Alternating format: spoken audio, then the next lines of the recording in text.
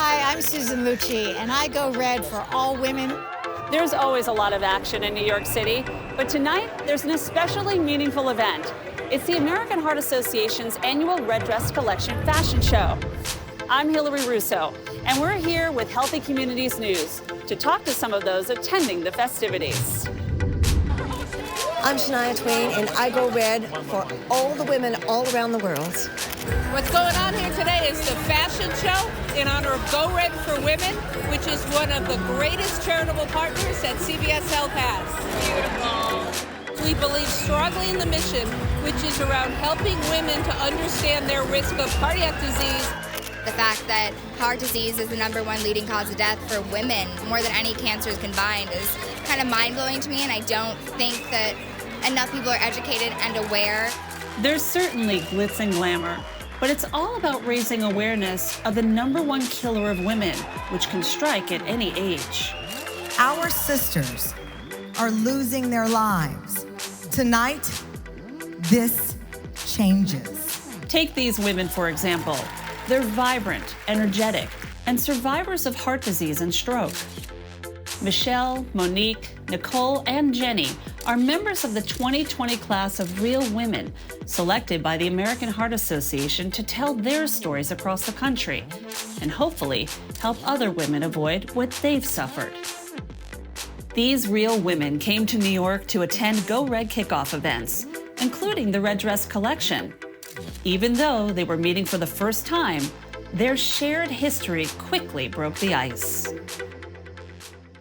Well, I was 32 when I had a heart attack, and people would look at me and say, "Are you kidding me? I had just had a baby." The scariest part was hitting the dust on my kitchen floor with my 8-day-old baby, like right there.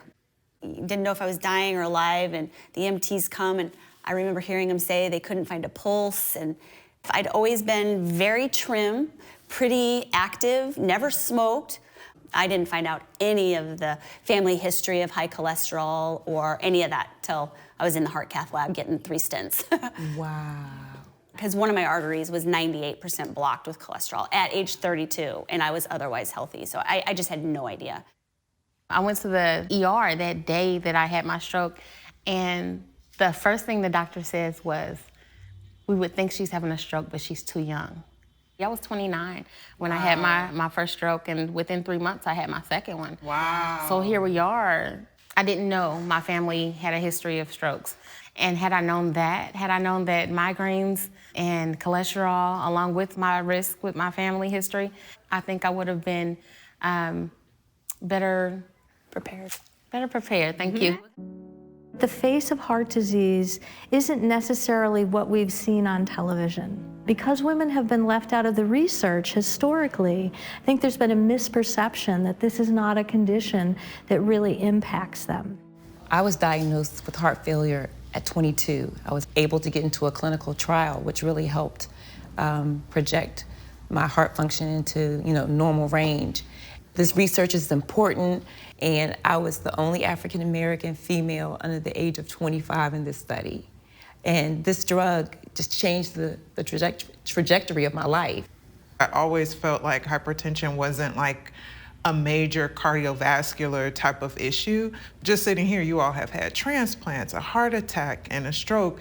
And being a part of the American Heart Association Go Red for Women has empowered me a little bit more to be more vocal about it, because it's kind of like the silent killer, and it leads to more major things.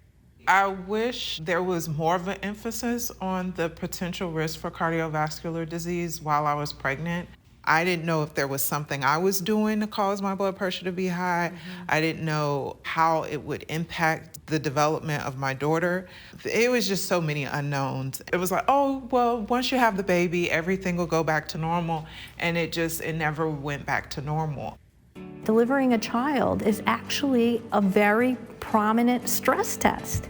And we know that if our blood vessels are abnormal at that point in time, if we're reacting unusually during pregnancy, that these abnormalities in our blood vessels may become manifest later in life as heart disease.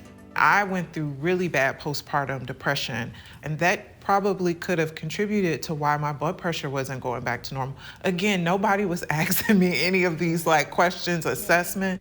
And I was in therapy for postpartum, and I actually ended my maternity leave early after working with my therapist, and I went back to work because for me, that was what helped me get back to normal after having my daughter. Trying to get a grip on your own body and the anxiety and the depression and just the scariness of it happening again with 2 small children, I was a mess. I found a Facebook group of other survivors of the type of heart attack I had. It's a group where we can all talk about what we went through and everybody understands, and the demographics are all very eerily similar to mine. My life has changed drastically after having the stroke. The scariest part was not knowing if I was going to live for tomorrow. It was when the depression hit. I was at home getting my affairs together because I was trying to figure out how I was going to kill myself. And that lasted for about a year. A lot of people that have strokes go into a depression. That was the scariest thing I've ever been through in my life. And that was when I knew I had to take charge and do something. Wow, that's powerful. Even with being diagnosed early, it's helped for me to be a long-term advocate for Monique. Like, I'm my best cheerleader. I can understand that. It was a few times I went to the doctor and I just sat there and I cried because I felt like they weren't listening to me. And it took me changing doctors for me to feel like I was being listened to. I know my body. You're the expert on yourself. I know what I've been through. It's important that women know their bodies, know their numbers. And if something feels unusual and you have any one of these numbers that are abnormal, that's when you really need to get into your physician and talk to them about your situation. While nearly 80% of cardiac events can be prevented, most women don't know their personal health numbers. Here are the numbers you should aim for. To help everyone know where they stand, CVS Health offered no-cost, Know Your Numbers heart health screenings during Heart Month at Minute clinics across the country. All year round, it's a preventive care destination where folks can get screened, treated, and monitored for heart health and other chronic diseases. While each of these women has faced incredible health challenges, there are also bright moments to share. Once I really committed to the nutrition changes, I started seeing changes. I was like, oh, this is working. And it kind of motivated me. The day that I actually got my transplant, the day that they called me, probably was like one of the most joyful moments. And I was just so excited. I text all my friends. I called them like, today's the day. Today I'm gonna get my new heart. I started talking to the nurse, and she says, my name is Sadie. And I said, Sadie? I said, my mom's name is Sadie. My mom had passed away 6 years before. And I was like, and the other nurse said, my name is Adrian. My brother's name was Adrian. And I'm like, okay, all right. And the guy at the end, who was the anesthesiologist, he was like, I'm Dave. My other brother's name was Dave. And I was just like, oh my gosh. And at that point, I was just ecstatic. And I was like, this is not by chance. I'm supposed to be here. This heart's for me. I had scheduled this trip to Hawaii to visit my brother who was in the military. I had this goal that I was gonna climb this trail on this mountain.